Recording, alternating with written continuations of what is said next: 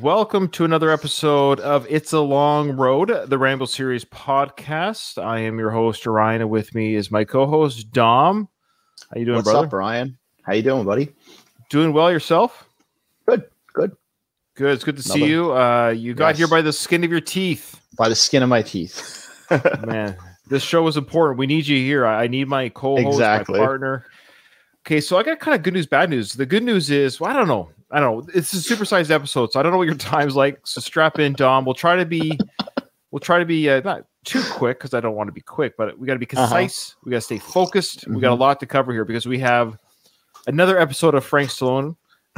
This week with Frank Stallone, or this week with Frank Stallone. Who is this guy? Whatever the title is of this. The good news is this is an extra long episode. The bad news is it's about Frank Stallone. Yeah, I think regarding the Rambo film, we're at the end. I looked to see what we have left, and it's the end. What is it, like 20 minutes or something? Not even. Really? That? Oh, wow. I think it's 10 minutes of film time. Wow. Yeah, so I don't want to spoil. If we get through it, I mean, it's 90% action, so very little to kind of really talk about. But I don't know. We'll see. So, if you want to skip the Frank Stallone, just skip about an hour. The last 15 seconds will be about Rambo. This show has gone off the rails. It's no longer about the Rambo films. Well, it is about the Rambo films. It's just, look, Rambo 4, people get killed. Okay, next film, let's go. I mean, come on. What are we doing here? Okay. Before we get into it, though, we do have an email. This is from Carl. Carl says, "Hey, Ryan, loving the Rambo episodes. And check this out, Dom. He says, loving the Rambo episodes and especially the Frank segments." Ooh. So fan mail is coming in. I think the Frank segments have been a hit. I think people are enjoying. I'm so excited. I don't think anyone has, put it this way, nobody has written me or commented to stop it other than Frank Stallone. I was going to say, except for Frank Stallone. You got a cease and desist letter. Sorry, buddy. It's public property. It's online, brother. All right. He says, "I feel like I know more about Frank now than I've ever wanted to know." You know too much then. There's a lot of unnecessary information we know. Dom, is there another podcast that covers Frank like us? I don't think so. There's millions of podcasts out there, if not hundreds of thousands, tens of hundreds of thousands, if not millions. We have to be the top Frank Stallone podcast out there. Positively, 100%. Okay. So this is more than he's ever wanted to know. Well, Carl, start changing that want to need to know, because we need to know this about Frank, okay? Then he shared that picture that I shared on our socials. He goes, "I came across this picture on Sly's Instagram and had to pass it along." And we'll get to that picture. In the picture, you have 4 people. Notice one of them is not like the others. He goes, "Keep punching, Carl." Thanks, Carl. We appreciate it. Perfect email. We appreciate that. Very nice. Thanks. Keep listening. And yeah, without further ado, let's do This Week with Frank Stallone. And now let's check what my brother's doing on the segment I like to call This Week with Frank Stallone. Okay, coming to you from Goals, X-Ray Man, but a different X-ray lens. But everything's really good. We had a good workout today. We did biceps and we did back, which kind of coincide with each other. Just trying to get all this back again. Frank's, I guess it's some sort of restaurant eatery again. Another noisy place. It's kind of noisy. There's I think air conditioning blowing, drown out his voice a little bit. Of course, he just mentioned he's been at the gym. Good to see that Frank's working out still. Good for him. Mm-hmm. He said he's working on his biceps and his back. He's wearing a shirt called Kronk. It's some sort of boxing company. What is Kronk? It's a boxing company of some sort. Oh, okay. Yeah. So yeah, he's working on his backs and his biceps. Good stuff, Frank. Good job. It's not as easy when you take off for a while, so stay consistent. Sometimes we split it up. Monday, Tuesday, Wednesday off, Thursday, Friday, and Saturday can be whatever, alternate. But all right, so that's his schedule. But now we know Frank's workout schedule. You hear that, Carl? You want to know his workout schedule? Here you go. Write that down, Carl. If you want to look like Frank Stallone, write that down. Yeah, so it's Monday, Tuesday, and then Wednesdays are off, then Thursday, Friday, then Saturday's whatever, he says. And then Sunday he doesn't mention. So I think Sunday's the shooting range day, if I remember. Oh, correctly. Definitely the shooting range. Everything's good. Like I posted Sounds of Freedom. It's a great movie. It's really an important movie to go see because you see and hear things that they're not really telling you in the news. All right, so here we go, folks. Sounds of Freedom. You probably heard of this film. It's kind of causing a little bit of controversy, a bit of a stir out there in the media.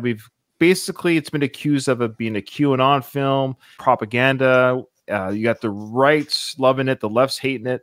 There's some conspiracy theories that Hollywood's been keeping this film down because of because basically Frank's of the camp. Let's be honest, Frank is of the camp that Hollywood, the industry that he himself is a part of, and wishes, Frank wishes Hollywood cared about him.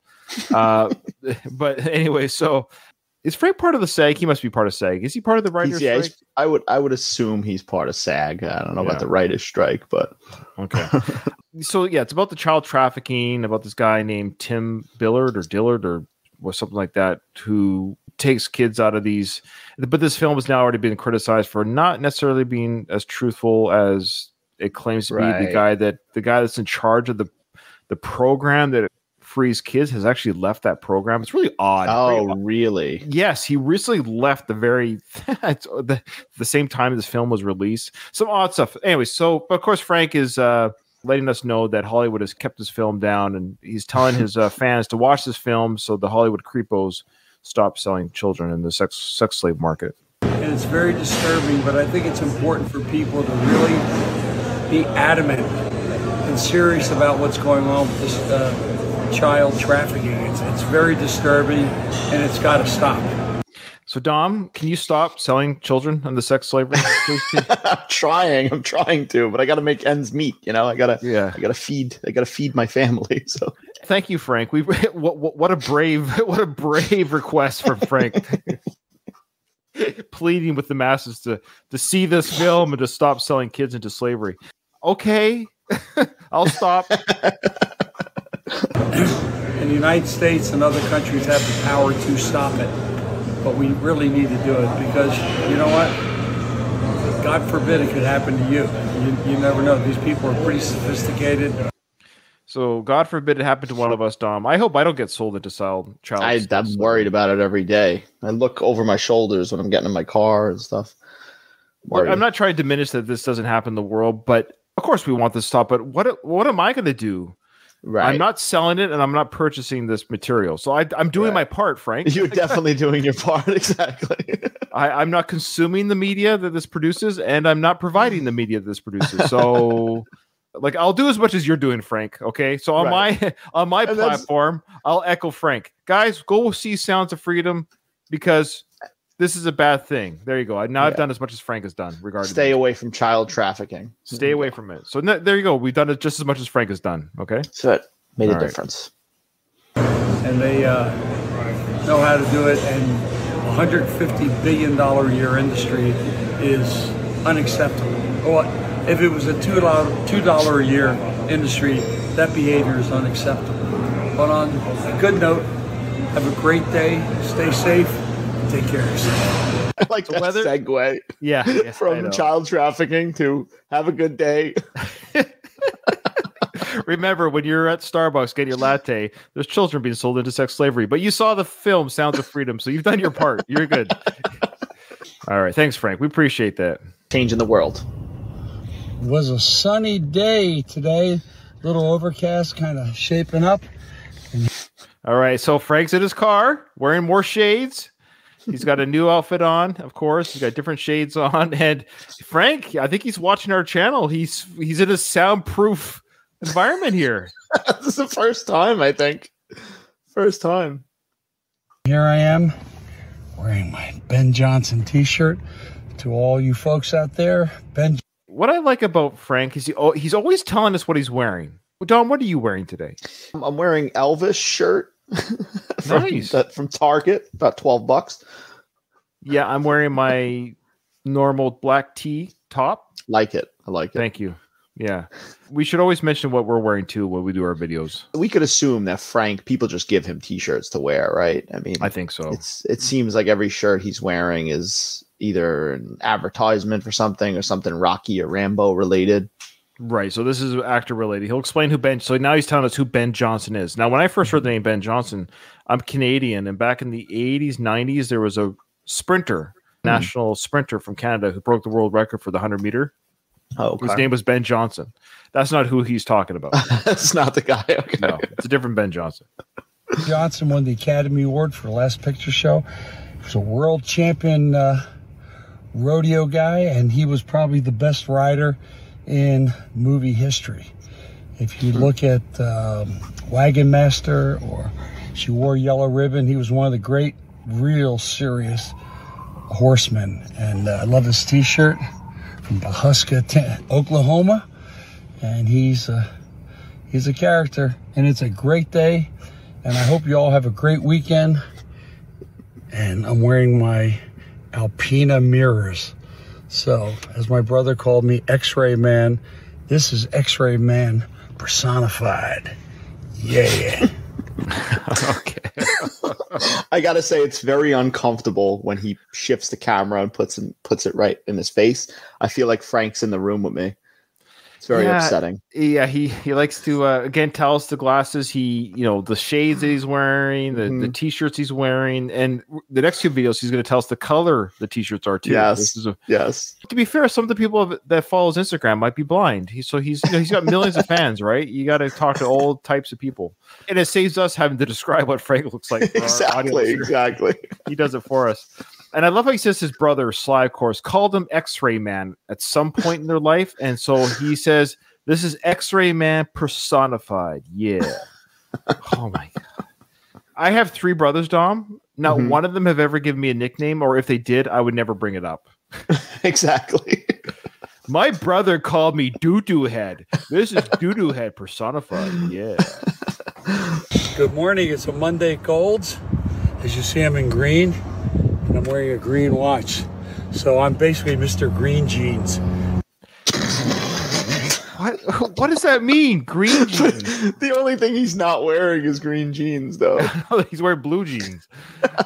And did you notice cameraman? What's his name again? Alfredo Alonso? What's his name? Oh, you know the cameraman's name? I think it's like, I don't know what it is, Miguel or Miguel. So, did you see the zoom for our audio listeners when Frank brought up his watch and said he's wearing a green watch? Cameraman Miguel zoomed in right away. Now, did they rehearse this? They had to have rehearsed this. I mean, I think we're overlooking the fact that these videos are probably like well thought out. There has to be discussion because watch, he's standing. And he's talking about a shirt, and then he goes into the watch. Let's just watch that again. I think it's worth noticing again. There's some camera work here by cameraman Miguel. Good morning. It's a Monday at Gold's.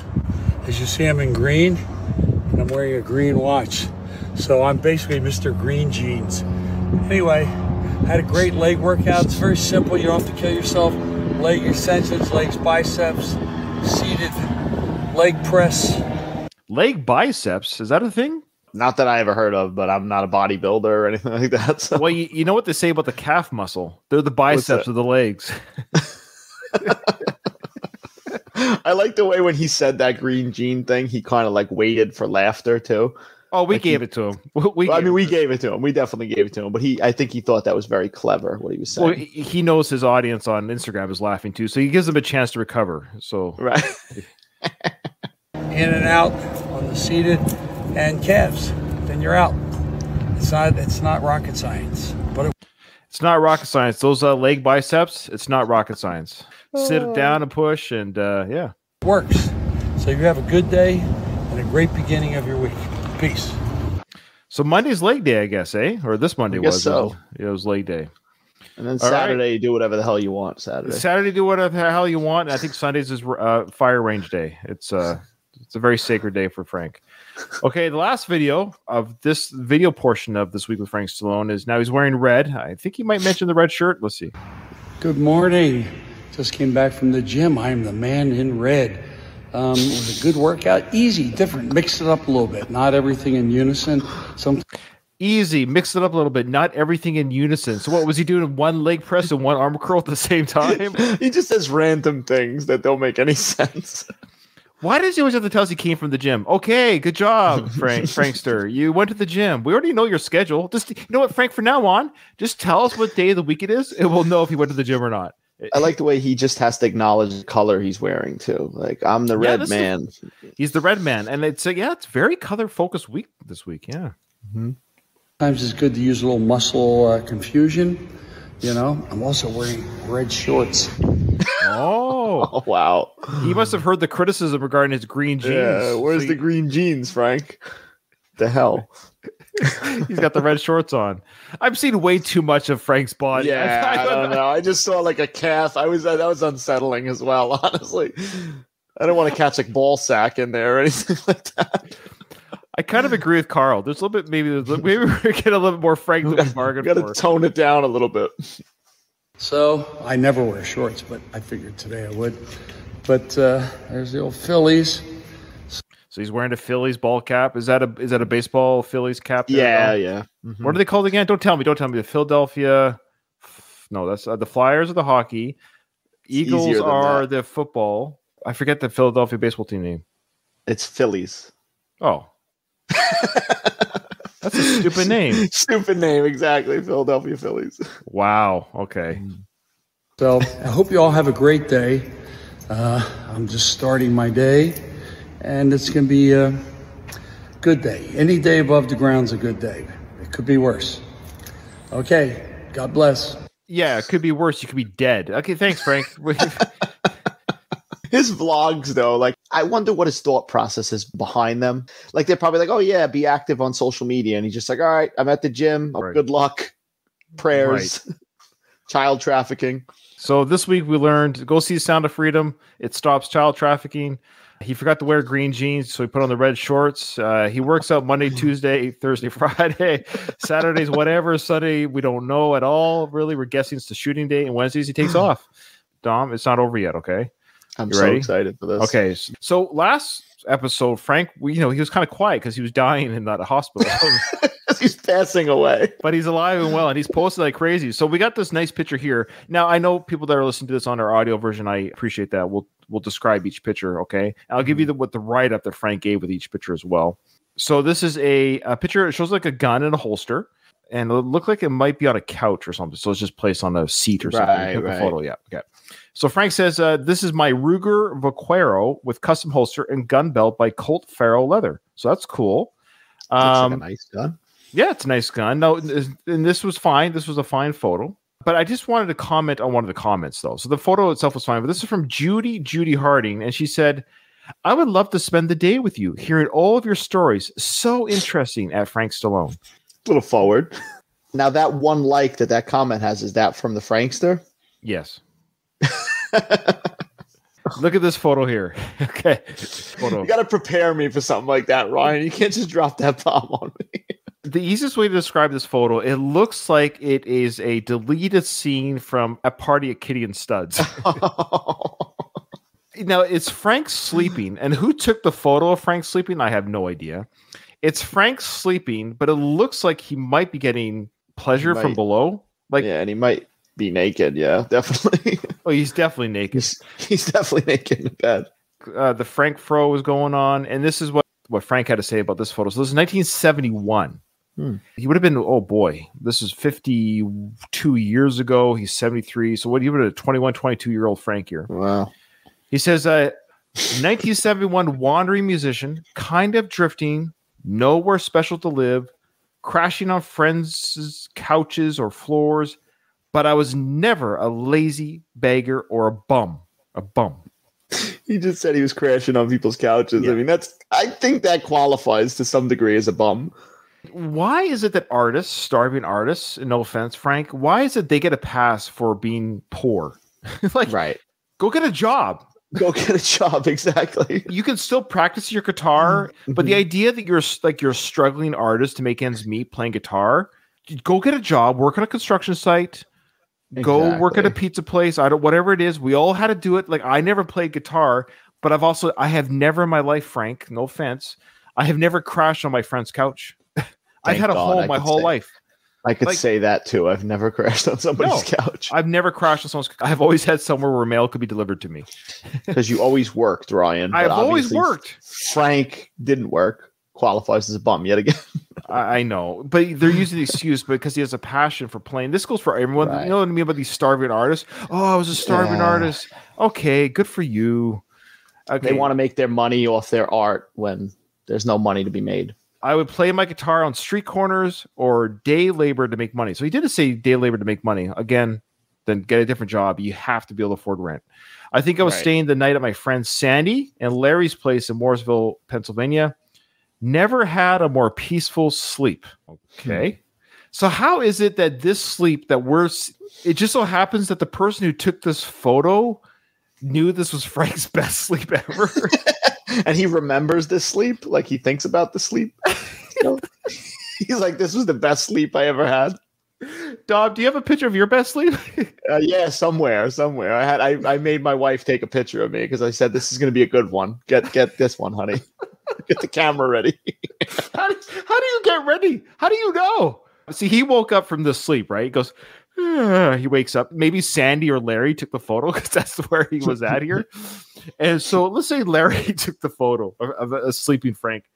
And Larry goes, "You know what, Frank? I hope you don't mind. I took a photo of you without your permission while you were sleeping." And Frank goes, "Really?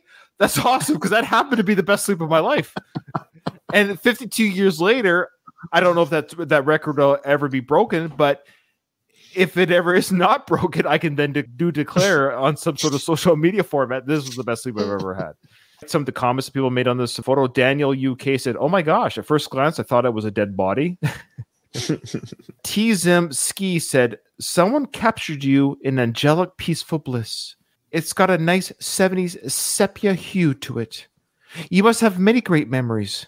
Ever thought of writing a bio? If Frank ever writes a bio, you can gosh darn guarantee Dom and I will read that. Oh, 100%. I was just thinking that too, Ryan. We were on the same wavelength because I was like, wow, that would be a great thing to cover. That's a whole podcast right there. Just every week a chapter. Frank Sloan's bio podcast. We would just like audiobook read it and comment. Exactly.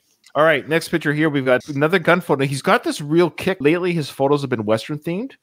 He seems to be on that kick lately because of the tombstone for whatever reason. Right. In fact, Frank Sloan, he actually updated the 5 seconds he was in it, right? Yeah, he was in it for about 30 seconds, and he updated his Instagram photo of the character that he played in Tombstone. So he's got a real hankering for that role again. So Frank says here about this gun that he's showing here. He says this was the Smith & Wesson Frontier model in 4440 that John Wesley Harding was carrying when he was shot in the back by John Selman on August 19th, 1895 at the Gem Saloon in El Paso. Harding killed over 25 men and was considered the most dangerous gunslinger ever. He was lightning fast and deadly accurate. He wrote his autobiography a little before he was murdered. Well, I don't think he could have wrote it after he was murdered.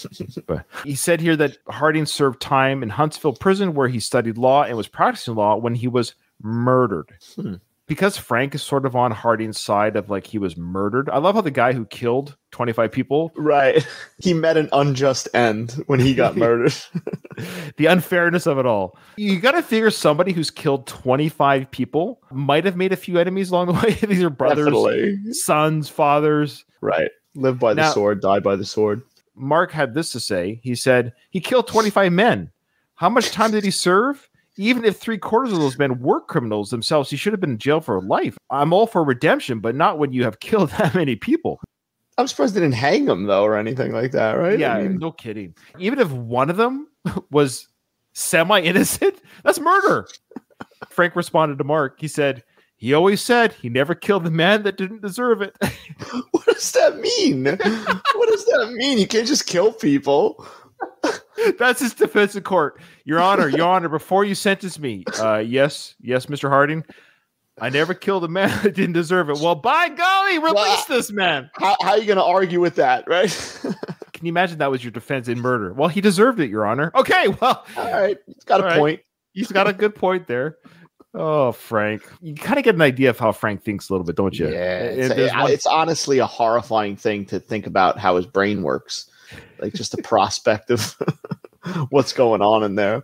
Of course, he's got some more people kissing his butt. Dolores Lampkin says, "This is why I follow you. So many interesting things you post, and you're funny." She liked the green jean joke, definitely. Yeah, well, we think he's funny too, but maybe not the same reasons. Okay, so now he's at a gun shop and he's buying a gun here. He says, "I love my Sharps." That's the name of the rifle, I think. In 45-70 cal. It weighs about 10 pounds, this gun. It's a quigley down under style. It was originally designed for buffalo, but bullwinkle, i.e. a moose, up on the wall will do, LOL. So he's saying this gun was designed for killing buffalo, but he's happy to kill moose instead with it. What is wrong with this man? He's the perfect person that you don't want to have a gun. He seems unhinged. He seems unhinged. Somebody did right here. The name of this person is the Metaverse creator. He said, "Real men go to war. Cowards hurt animals as sport because they never had skills to be a real man." Oof. Oof. Shots fired. I don't know if Frank liked that one. Ooh, Frank might use his buffalo weapon on this guy. Yeah. Definitely going to find that guy. All right, so now we got a great picture here. This is the younger version of Frank here. Frank Flo is doing pretty good here. I see this about the 80s here. What do you think? Yeah, that's got to be 80. I'd say 84-ish, maybe. Yeah. If I had to guess. He said, "This is my second favorite photo. I was living in South Africa at the One and in a good place." I guess the One might be a hotel or something. I'm not sure. Yeah, something. He doesn't explain. He doesn't explain what the One is. And he goes, "I would love to turn the clock to look like that again." You see where the hair is starting to thin a little bit? Oh, yeah, I see it. They do that little comb over just to kind of cover, you know what I mean? Where it's like, no, there's nothing missing here. Come on. Yeah, but that's the natural thing. It goes back, and then and then all of a sudden you have the hairline of a 17-year-old at one point when you're 70. It's gone forward again a little bit, hasn't it? Or definitely. Yeah. People stop posting your younger, and celebrities do this, and I'm sorry, Frank, I hate to call you out, but that's what we do. I hate to call you a celebrity, Frank. Yeah. Yeah, let me rephrase that. When people on Instagram or social media post younger things of themselves, I guess they're sad that they weren't young when social media was out. Right. So they're like, look. This is what I used to look like. Look. It's like, okay, yeah, we were all young once, Frank, and one day we're going to get old. Why the hell was he living in South Africa? Probably hunting. He's trying to kill an elephant or something. All right, this is a big photo here, folks. We got another guest celebrity. So Frank's outside of a gym called Fortune's Boxing Gym. He's got his friend Frank Grillo with him. Frank Grillo, of course. I like Frank Grillo, yeah. Yeah, did you ever see that TV show Kingdom that he was in? No, I never seen it. I got to check that out. That's a really good one. It's very good. Frank's a cool guy. A lot of the comments here, though, were kind of anti-Frank Grillo, though. Really? Yeah, because I guess he's libertarian or liberal. Okay. So a lot of people calling him a libtard and stuff is what they were saying. Frank didn't take the comments off. Anyway, so you got Frank Grillo, Sly, and Frank. Don't forget to mention Sly's head. These two guys are in their 70s. It's very puffy, his head in this picture. I don't know what was going on. Wow, yeah. Frank did right. So good seeing you, Frank. We missed you at the gym, brother. Frank must have gone to the gym on a Wednesday. That's probably what happened, I think. Now we have another photo of Frank with more celebrities. With his brother again. Of course, Sly's in this photo. We got John Lovitz and, of course, Henry Winkler. Yes. As you remember, Henry and Sly started a film together called The Lords of Flatbush back in the day. Yeah. John Lovitz, of course, Saturday Night Live alum. And then Frank... Take You Back. Yeah, everybody knows Take You Back. Everybody knows Pushing from Rocky 3, right? Come on. Oh, man. I love it. So this is the photo that Carl was talking about. One thing is not like the other. Three people have had established celebrity careers, and then there's Frank. So. Now, this is the saving the best for last, folks. Saving the best for last. Now, you say, well, Ryan, how can that be? This is just a picture of a motorized horse. Now, you remember those coin-operated horses back in the day? Yeah, those. Okay, yeah, and we still see them every now and then, but they're not really around anymore. But a kid would sit on this little motorized horse, would bounce up and down, make a noise or two, or music would play, and it'd be like 25 cents for 30 seconds. When I was a kid, of course, that was like Disneyland as a kid, right? Yeah, that was the bonus to going to the supermarket. Now, here we get a little bit more insight to Frank's thought process on the world. When I was a little boy, we would go to the grocery store, and there were these children horse rides. Some even had leather saddles. Very few of them left. It was an innocent time. So he's talking about back when these horses were around in front of grocery stores. This is what he has to say. It was an innocent time when he was a kid before wokeness, cancel culture, disrespect of our flag, our police, and adults. How does he get all that from the horse? He just goes on these tangents out of nowhere. He gets triggered very easily, Frank. In 1950, 60, whenever you were a kid, yeah, there was no war.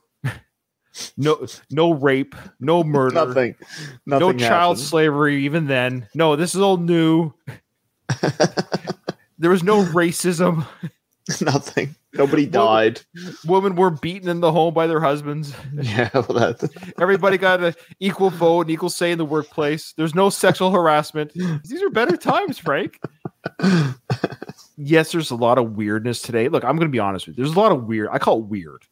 I get it. Things are different and maybe a little bit odd and weird, but this stuff, whether it's whatever you want to say, it's been around forever. And social media, the only difference is, Frank, and anyone who maybe disagrees with me, the only difference is we have more eyes on everything now. There have been men dressing up as women in closets since, Frank, you probably had a teacher that dressed it up in his wife's dress at home. Right. Okay. It's just the way it was. It wasn't quote unquote in the open or on Instagram, but it happened and people were doing this anyways.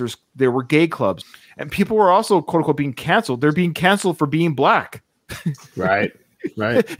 Yeah. They were pre-canceled. Hey, can I have a job? No, you're black. Yeah. He's just looking through that like nostalgic goggles and, I also don't agree you should cancel people because you don't agree with them. I don't agree with that, but things weren't rosy back then. The husbands used to beat the crap out of their kids. I don't agree with that kind of stuff. So I don't think it was necessarily better in all aspects. There were things that sure could have been better or would be nice to see today. But at the same time, I feel more safe about my wife and daughter in today's world than maybe back in the 50s. Or even 1800s. Like how far back do you want to go? Like when how somebody far was going to kill them and serve 2 months after killing them. Yeah. Anyways, so he goes on to expound on this. Goes, the only way you can combat woke PC, etc., you fight back. And you tell them to f off. F off. Who are you saying this to? My neighbor. He's in a position where, yes, he can do that because he's a millionaire. He doesn't have a boss. He can't get fired from any job. I'm within a system where I have to not play by the rules, but in a way I do. It's my job. It's my livelihood. Right. Certain conversations and things you have to say at home. You can't say things in the workplace, whether it's teachers, doctors, lawyers, or whatever it might be. Well, he's also saying all this shit, and then he's like, oh, yeah, create more of a conflict. Like, tell them fuck off, I know. Shouldn't we be doing the other, thing? And I'm not saying there's not a time to do that.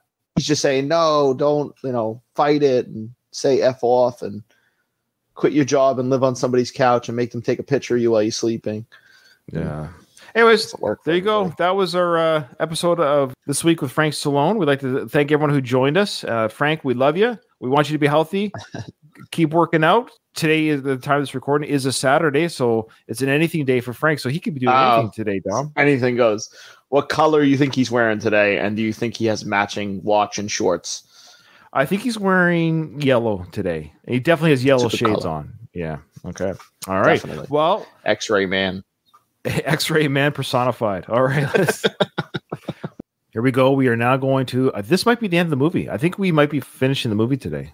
Cool. Where we last left off, a bomb went off.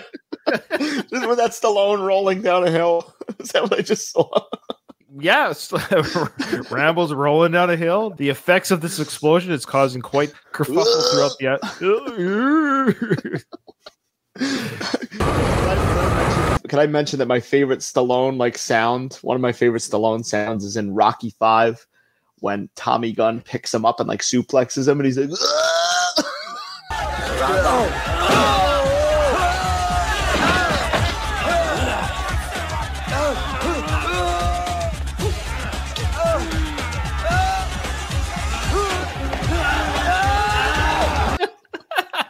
one of my favorites.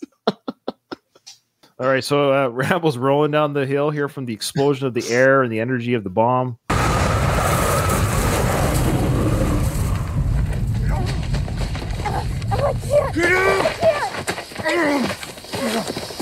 So Schoolboy's getting Sarah up off the ground, of course, because she's been blowing off on the ground too. She's like, I can't. But Schoolboy's like, yeah, you got to move. Come on, you got to move. Mm-hmm. Gonna die here.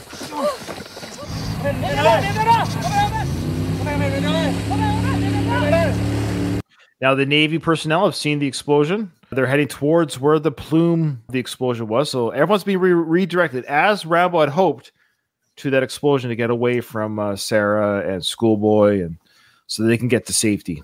Wait, what is it? What? They hear commotion of soldiers. Schoolboy's looking through his massive sniper scope to see what he can see here. Oh, son of a bitch. Look. What is it? Oh, God. So what they hear is the surviving members, the missionaries, and the surviving missionaries from the escape, I guess, are now captured by some of the soldiers, and they're just getting kicked and punched and kicking the shit out of them, essentially. Hey, well, I say hi to those who are watching this live right now. We got Tim, we got Louise, we got Donald. Hey guys, how's it going, guys? Welcome. What's up, guys? Tim, you came in late. You missed our whole Frank Stallone coverage. You're gonna have to wait till the release. Sorry. Let's go back and do it again for Tim. Just do it one more time. Just do everything. Give it a rundown. Oh, man. I can't go through that again. That's just Mr. Green Jeans. Oh, X-Ray Man. Okay, so Schoolboy's seeing a guy holding a 50 cal on a Jeep. That shouldn't come back into play. God damn. So he's looking around to see basically what he's up against. Look, sorry, this scene kills me. Everyone's just getting kicked. They're on the ground, just getting assaulted by the Burmese soldiers. Somebody should just put Robert De Niro in there from like Goodfellas, stomping out somebody. Or even better, at the Irish. What was the Irishman? Or the Irishman? Yeah. When he's kicking that guy with old De Niro with the CGI I can talk face. about that. I can talk about that scene for hours. I don't know what happened there.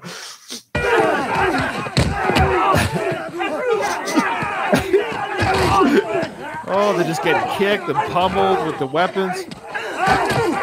Why are they not turning themselves over to a ball? You're getting kicked in the ribs and the side. Right. Just curl up. Leaving themselves open for every wound possible. If I was being kicked and assaulted, you put yourself in a ball. You put your hands over your head, put your knees up to your chest, but they're just like staying kind of open. Let me lie on my side for you so you can really get a good shot at my ribs and stuff.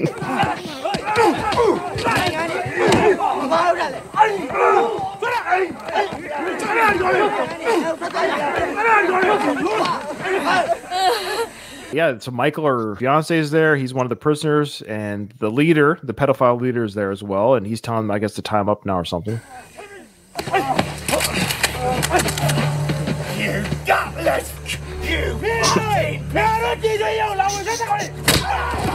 That's Lewis, of course. Lewis just throwing names at them and antagonizing them. Oof.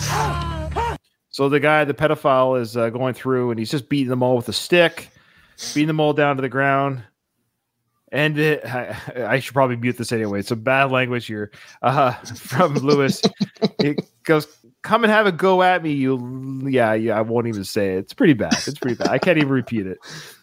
Somebody's going to soundbite me and make me. Forget it. They're going to cancel you. I'm going to be on next week's episode with Frank Stallone doing it. So Lewis just keeps antagonizing him. So, come on, do something to me. Remember his leg got blown to pieces from that mine? Yes. Okay. So the pedophile leader is banging on his broken leg. They're just beating the soldiers. He's yelling at them. And rightfully so, they're terrified of the situation because they don't know what's going to happen. They're all being pulled up, and they must assume at this point the R&D going to be killed. I mean, how do you want to play this out? Because the carnage and chaos is about to happen. There's really nothing we can...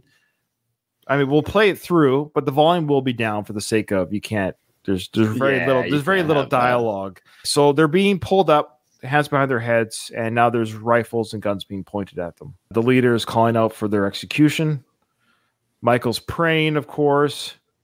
And Sarah's asking, well, what do we do in this situation? And Schoolboy's like, there's nothing we can do. He says that, but he does have a weapon. I mean, I would do something. Especially take a couple of shots, try to, even if you just rattle them.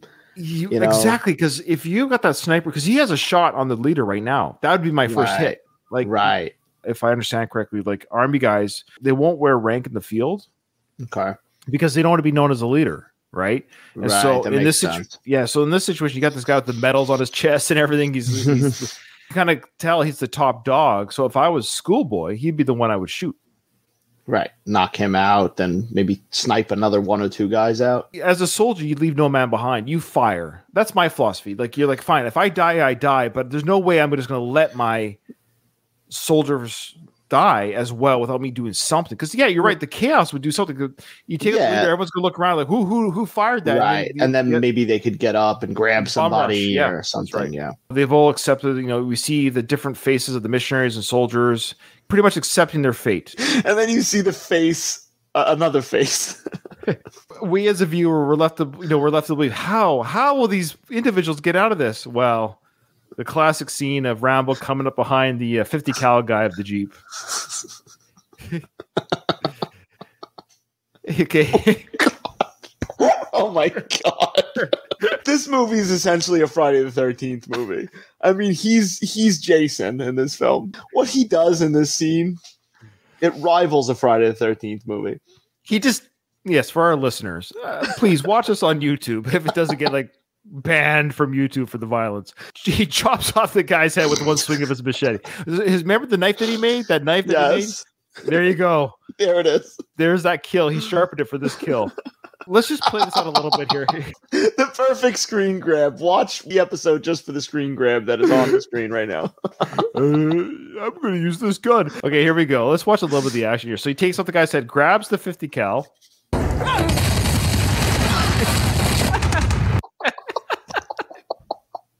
That guy is gone. He exploded. The 50 cal gun operator, he's got his head chopped off. The driver in the front got turned into hamburger meat. At least he died peacefully, that guy, because you don't know what hit him. He was there 1 second, and then that's it. He's gone. Which I don't think that was the best way to take care of that guy, really, because he's already chopped off the one guy's head. He could have easily overpowered the other guy and did a more silent kill. But now, of course, everyone's been alerted to the gunfire. I love the sequence there of the meat, the guts on the shield of the 50 cal just sliming down. God. It's like the meat shop where he works in Rocky 2. Like, it's the same meat. Adrian, cook the meat. Oh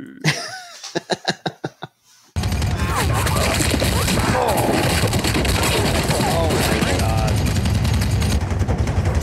The 50 cal taking out everyone. Endless supply of ammo. People's body parts are falling. Calves being blown apart. Abdomens flying around. Chaos. People's legs being blown apart. I just don't know. What do you want me to say? It's a cacophony fight now. Like it's all online if you want to watch it. This is when I start thinking maybe the violence in this movie is a little excessive. And we said this at the beginning. The Burmese soldiers have had their way. They've had their way with the civilians, the villagers, the dancing woman, and this is a way now for us as an audience to go, yeah. We have such glee in the carnage because everyone that's getting torn to shreds is quote unquote a bad guy, right? Right. What I love is Rambo's ability to aim that 50 cal. He doesn't hit anybody that is holding friendly. It with those big forearms. He's holding it with. So Lewis is getting in the fight. Everyone's got a weapon. They're all fighting. Everyone from the mission and the soldiers, I think they all survived this. I think, or maybe one guy died. I can't remember. Mm-hmm. Now soldiers are firing on Rambo's position with the 50 cal. And I love how he's using the shield that's in the front, the meat shield in the front there to protect himself. Yes, the meat shield. Oh yeah, the Asian guy dies. The Asian shoulder dies. Oh, there you go. So we do have a victim. Yeah, poor guy. Rest in peace. What was his name again? Tujin or something? Or I forget. So Michael, of course, is just scouring and hiding. Oh, one of the missionaries got shot in the back. Oof. Oh, that's bad. And Michael witnessed that. So Michael witnessed one of his missionary friends get shot in the back by the pedophile leader, right? Yes. Rambo's reloading the 50 cal, which I appreciate. They're showing a reload sequence. But here comes Michael. He takes down a soldier. Now we get to see him become almost animalistic, right? He grabs a rock. It's primal. It's not. Yeah, let it out, Michael. Yeah. That's probably the most, what do you call it? One of the most brutal ways to kill someone is to smash their head with a rock. What a rock, yeah. He did it. Said he crossed over. Oof. Just now saw some kind of torso or something get exploded. The villagers are coming. The Karen rebels are coming. So we got more people coming. The Karen rebels are here. This is great. Man. Just hear. I want to hear more of this. Watch more of this.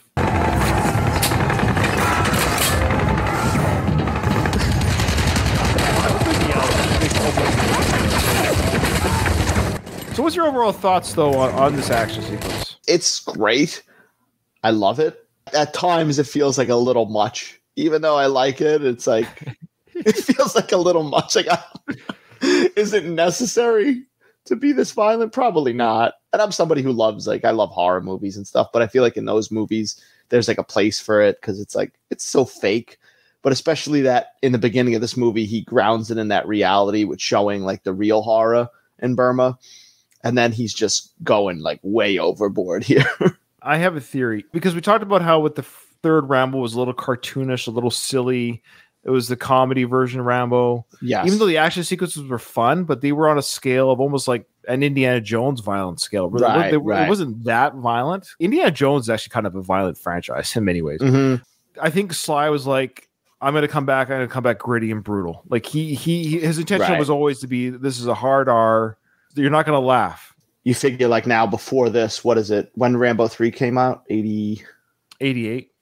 So to bring it into like the new age, because at that point people were looking at 80s action movies like they're kind of cheesy and stuff like that. To bring it into the newer age at this time, he's like, all right, I'm going to be real. I'm going to show everything. You know what's crazy is this came out in 2008. So this was 20 years after part 3. Now this is already 15 years old. It's nuts. It's really nuts. That's when I feel old, Ryan. I feel old when like movies are old. I remember seeing in theaters. I'm like, wow. I still remember seeing this one. I totally agree with you, Tim. In our chat, he said, realistic that some of the missionaries did indeed die. In a war, not everyone will survive it. So that's very true. It's more realistic that way that we have, quote unquote, the good characters or the other side of people are dying too. Yeah. Now, we have that Navy boat on the river, and they have a 50 cal as well. So they're laying to waste from the water level. So they're coming down with their 50 cal. That tracker guy at the beginning, he's there to try to take care of this boat. But Rambo sees it. So they have a flamethrower, which I think is a fun little sequence. There's nothing better than a good old flamethrower sequence. Love it. Love the stuntmen covering themselves in flames and oily rags. I always love that. So Rambo sees the boat, sees the flames. He's like, well, I got to refocus my energy over there. I'm laughing because it's just like such a good shot of the meat shield. Yeah, I love the meat shield. There it is.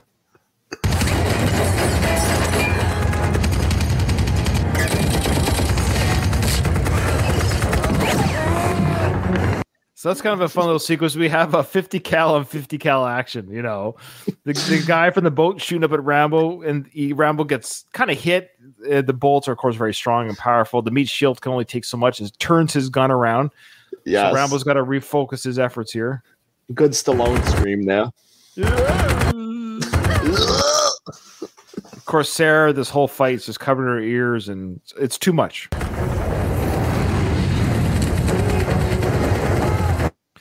Whew. Stop, drop, and roll. Sorry. So Rambo sees another convoy of soldiers. Burmese soldiers are coming in. Like Rambo's like, that's too many people. Stop coming. How many people I gotta kill? So he refocuses the effort again. He went from the people. First he went to the Burmese soldiers that were hurting the missionaries, and he went to the boat people. Now he's going to the new truck of people. Let's watch this sequence. This is always a fun one here. Shooting fish in a barrel, literally.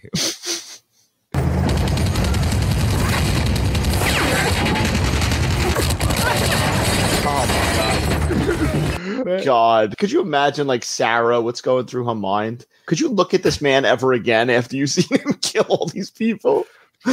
Well, spoiler alert for the final part of the film. I think it's why Sarah probably chooses Michael at the end. I've had enough of this man and his head without a neck. I've had enough of him. I do like how before Rambo kills the guys in the truck, he has to mow down the tree. He does do you see that? The tree of the way. Get out of the tree of the way. I can just run it over, I guess.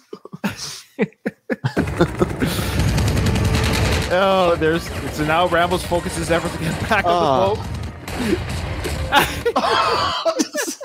What is this, Dawn of the Dead? Like, crazy. Schoolboy takes out someone's head. I love it.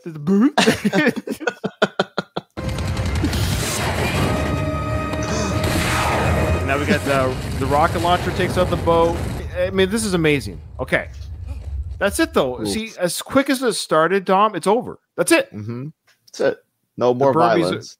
Okay, I know we're nearing the end of the film here, but it's a great action sequence. We just had the bomb. So there's a lot going on. We had the bomb, then we had the 50 cal, right? What's your thoughts on, well, let's watch the kill here. So Rambo sees pedophile leader get away or run away. He must have to go to the bathroom or something. Oh, wait, no, there's a knife in his stomach.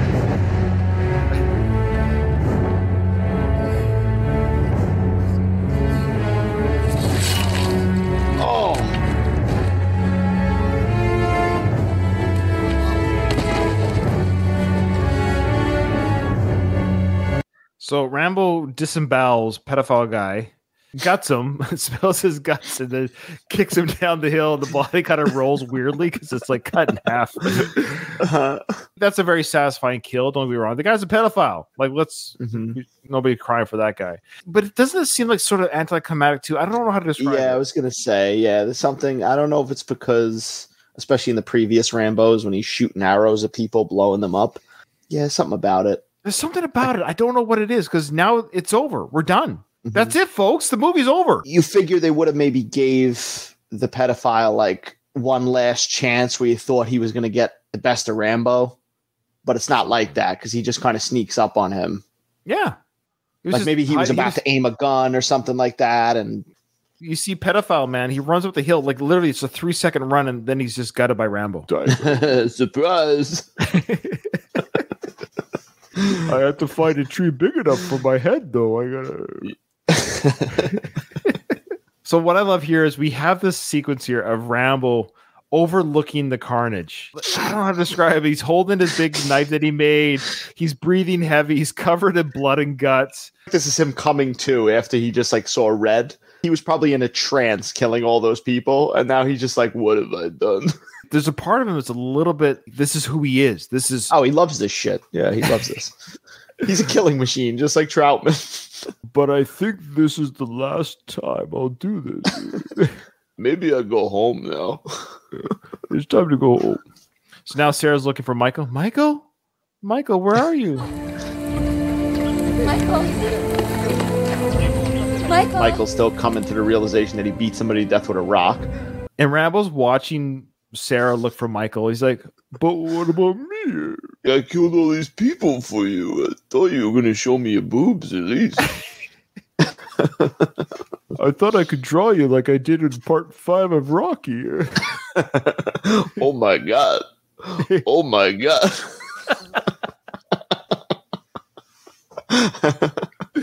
Don't show this to your mother. She don't understand French no good. Yeah, she looks French.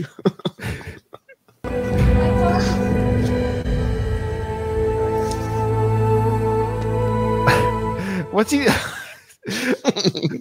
Like a spider or something on my shoulder. Like an angel on my shoulders. So for our audio listeners, Rambo's using his right hand to clench his left shoulder. He's probably like, it's a lot of work to move that 50 cal. Yeah, I guess that he's feeling the pains now. Now after the high of killing 100 people wore off. Got calcium buildup. Look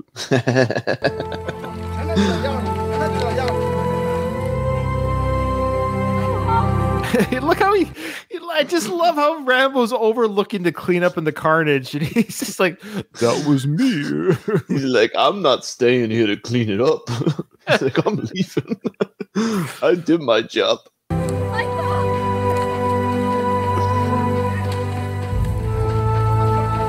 It's just such a funny, corny. His face here, oh my gosh. Does that even look like slime? Yeah, it doesn't. He looks like a different human being. Like he looks like he evolved like a Pokemon or something, like into something else. It's not the same person. His nose, what happened here? So weird.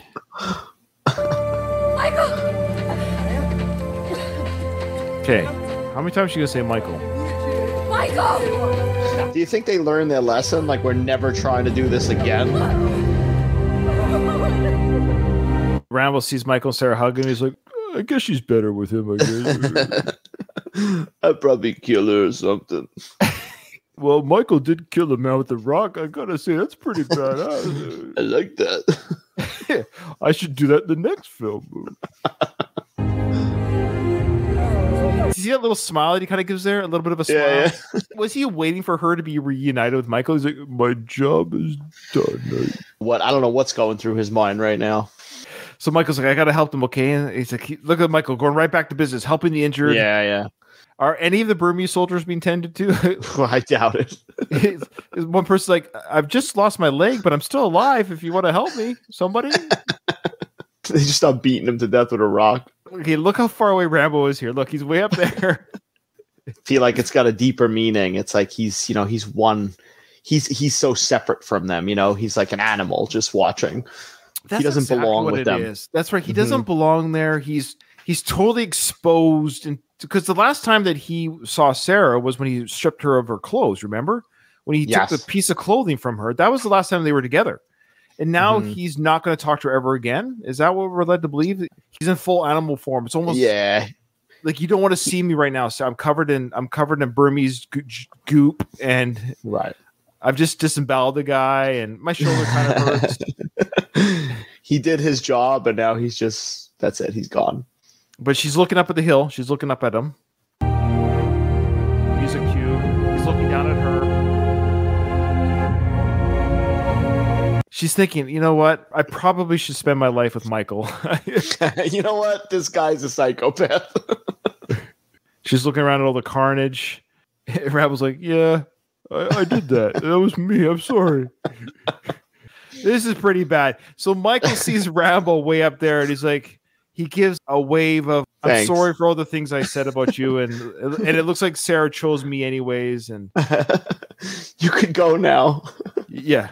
Rambo's still looking over. Like, this is forever. This is like the longest outro. How many different shots are they going to spin around Stallone's enormous head? That's how long it takes to get around his head completely. It takes 1 hour to 1 hour for the film to rotate around Rambo's head. This must have been the extra footage from the original cut. How many sequences do we have to see here between Sarah, Michael, Rambo? Live long and prosper. It's like I'm from another planet or something. Well, until next summer, I guess, when you guys come back. Look how big that hand is. I was just going to say that. His fucking hand, is that like a camera effect? His hand is almost as big as his head. HGH stands for Human Growth Hand. Or really, when you think about it, his neck is enormous too. Like the couple of glimpses you get at his neck. Look at this thing.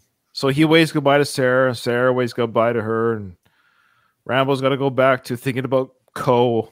And she cries again because she's torn, She goes, I kind of love that man. There's something about him, something animalistic and powerful draw. Something about those giant hands. But why doesn't Rambo come down to like at least help her? Like, it's just weird. He's like, it does go on forever, though. I know. So he walks away from the carnage and chaos, and now time has passed, and sorry. The hair is the best. The whole outfit, the jeans, like, they're trying to put him in the First Blood clothes again, and it's just like, oof. All right. I was just talking to Matt. He's in our chat right here, and I had Matt on in season 3, and he wanted to be part of the flood intro to the director's cut of Last Blood. So he'll guest host with that. So that's awesome. Okay, cool. Looking forward to it. Yeah, good guy, Matt. Okay, back to Rambo's hair. This is ridiculous because even if Rambo the character is a little bit younger, so Sly we know is about 61 in this film. Right. So the actor is 61. The character Rambo is at least 58, if not 55 to 61 too. Like the character is about. Why doesn't he have any gray hair? And it's just something about, not that he looks good when he's got the bandana on, but when the bandana's there and his hair's wet, it just, it looks better. It looks when it's better. all dry like this, and he's got nothing, he's got nothing hiding his forehead. Because right there, he looks like his head looks enormous. There, he looks like Frankenstein's monster. Like it's big. I know what Sly's doing, and I respect the sense. Like I get it, and it's actually not that bad of an ending. I kind of wish it was more. I'll say what I wish it kind of ended with here, but it's not bad. He's gone home. He's gone full circle. He's finally ignored. went home. He finally went home. He found the strength to see his country again, to be home, literally home again. And he's wearing almost the same outfit that he wore when Sheriff Teasel picked him up. But seriously, look, he's got the bag over his shoulder. He's got the green jacket on, and he's got the same hairstyle and cut almost that he had in 1982. He's come full circle, the character and everything. Okay, so he's gone home. R. Rambo is the name on the box because that's his father's name, his father's farm. Just R. Rambo. He's like, oh yeah, that's my dad. Now, I haven't been home in 40 years. Yeah. So how long is it? Okay? We talk about on my Rocky podcast. We talk about the Rocky timeline. So we don't really talk about it in the Rambo franchise. Maybe we should have. But what is the timeline then? Right now, between films, between 82 and 2008 is 26 years.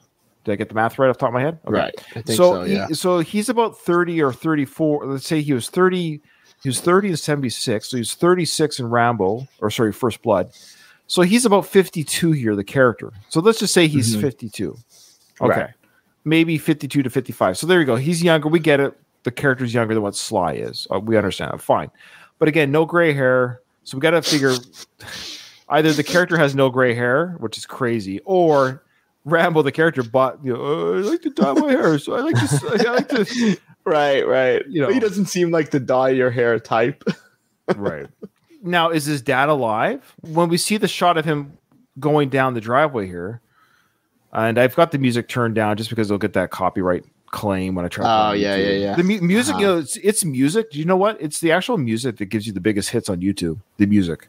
So right, of course, they take everything down immediately. Yeah, but for some reason the pictures don't seem to matter. So Rambo smiles. He's happy to be at home. This is the first time we've actually seen him smile, really, almost in some way, since the first Rambo film when he smiled about seeing the kids playing, in the yard there. Yeah.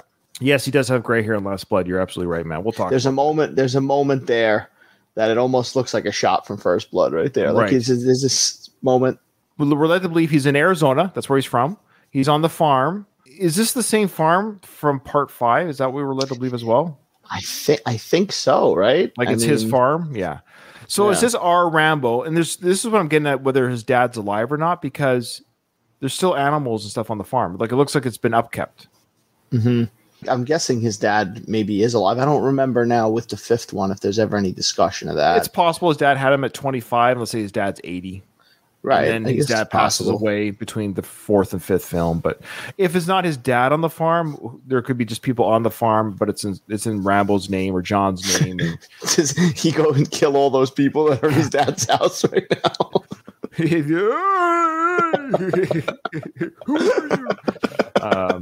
There we go. That is the John Rambo cut of the Rambo film. The credits are 20 minutes long. So that makes sense. How do you feel about it after watching it again? It's such a weirdly odd film. I don't know how to describe. Meaning, even with the John Rambo cut that we did, and I know we've done what's now 8 or 9 episodes covering this film, and thanks to our Frank Sloan segments, we dragged it up because without the Frank Sloan segments, we could have easily done this like 4 episodes ago. It's a great action sequence at the end, but it feels oddly. The action is amazing. It's great, and the final kill itself is kind of cool, but I don't know why it feels rushed. It still feels like the shortest film of the franchise. Like First Blood doesn't feel rushed. Even Rambo 3 was a little long. Right. Like, I don't know what's wrong with this film where it felt rushed. And then Last Blood doesn't feel rushed. There's something rushed about this fourth film. I can't put my finger on it. Right. I wonder if it was. I mean, now we watch the extended cut, but because it's so violent, that last half, that maybe he had to cut it so much down, and maybe that's why it feels faster too. I don't know. Yeah. Maybe because he didn't have any reconciliation talk with the people, any farewell, which is odd. I think there was some missing character development. I think that's what the problem was. This is how the ending should have ended. And there's nothing wrong with fan service. And I have fan service, especially regarding the fifth film.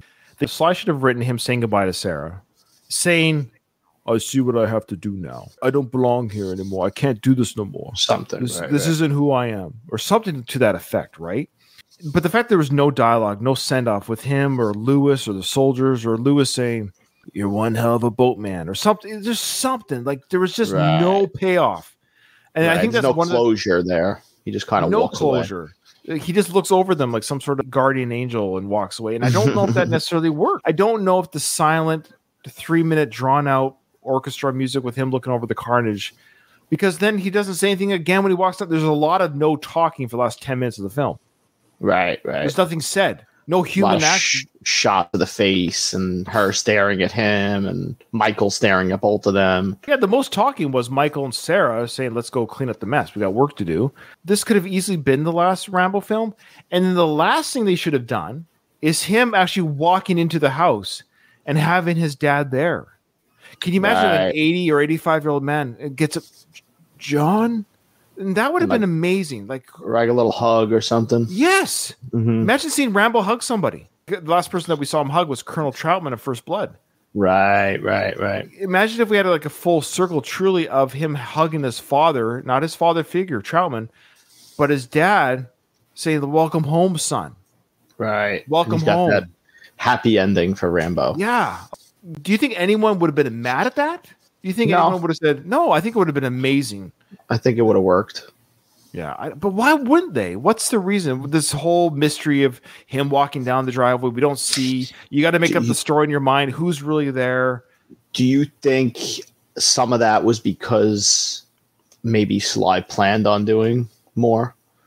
Well, they could have easily just done it like his father was near death. Like you could tell he was old. So when part 5 rolls around, his father at that point, his father would have been 90, 92. Mm-hmm. Right? Because what was it, 2008 to 11 years later. So he would have been 90. Yeah. So his dad passed away. He was 85. Right. He was an old man, and just I don't know. Like, it just would have been cool to see his dad. Yeah, I definitely see what you're saying. I think my biggest problems with this movie, if I have to nitpick it, is just the CGI stuff, like the CGI shots and stuff. That always, even in the theater, I remember it just took me out of it a little bit. Sure. Especially that last when he kills the pedophile guy, and it's just you can see when he rolls down the hill, it's CGI. And a fun film. I want to thank everyone who joined us live while we did this live. I want to thank if you want to be a part of the live discussions. We're talking to Matt, Tim, Donald, Louise. If you want to be part of that group, folks, just join our socials. It's on the show notes. So Twitter, the Facebook group, and Discord. If you join one of those socials, I always announce when we're going to go live. And if it works for your time zone, we'd love to have you be part of the chat. We like to integrate people's comments in the podcast discussion because we're like a community here. If not, send us an email. We love your emails. Thank you, Carl, for this week's email. Send us an email. Of course, the next episode is going to be Last Blood. It's my goal to get a copy of the director's cut of Last Blood, which has the flood scene at the beginning. And Matt, I believe for anybody watching too, it's available like digital. At least in the US, it never had a physical release. It was just digital. It originally was like an Amazon Prime exclusive, and then they started selling it. And like I got it a while ago, just a digital copy. Okay, I'll see if I can find it. Yeah, so we want to thank everyone that joined us. Tim says here regarding the ending. He says, I think Sly leaves the door open on the ending because with Rambo movies, there always could be another film. Yeah, I agree. And I don't think it would have closed the film, per se, having him show his father. But I guess, I don't know. I think it still would have been that he came home. And having his dad just say, welcome home, son. Welcome home. You know? Even if you just heard the voice. Even if you heard like a voice. He opened the door and you heard the voice. You could have the guy in his rocking chair, the same rocking chair we see in part 5. That's the one we see his old man, and so we see Rambo sitting in that same rocking chair at part 5. So there you go. It would have been a nice little callback there to the 4th. Or he opens the door and it's Frank Stallone. Yeah. It's his brother. Yeah, yo, Johnny, yeah.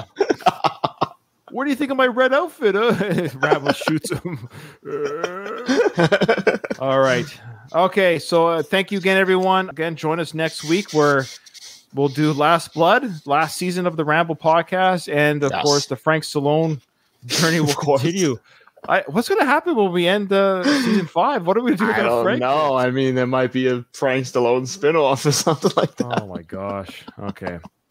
All right, guys. Thanks for watching, everyone. With that, this episode is over. Nothing is over. Nothing. You just don't turn it off. It wasn't my podcast. You asked me to co-host. I didn't ask you.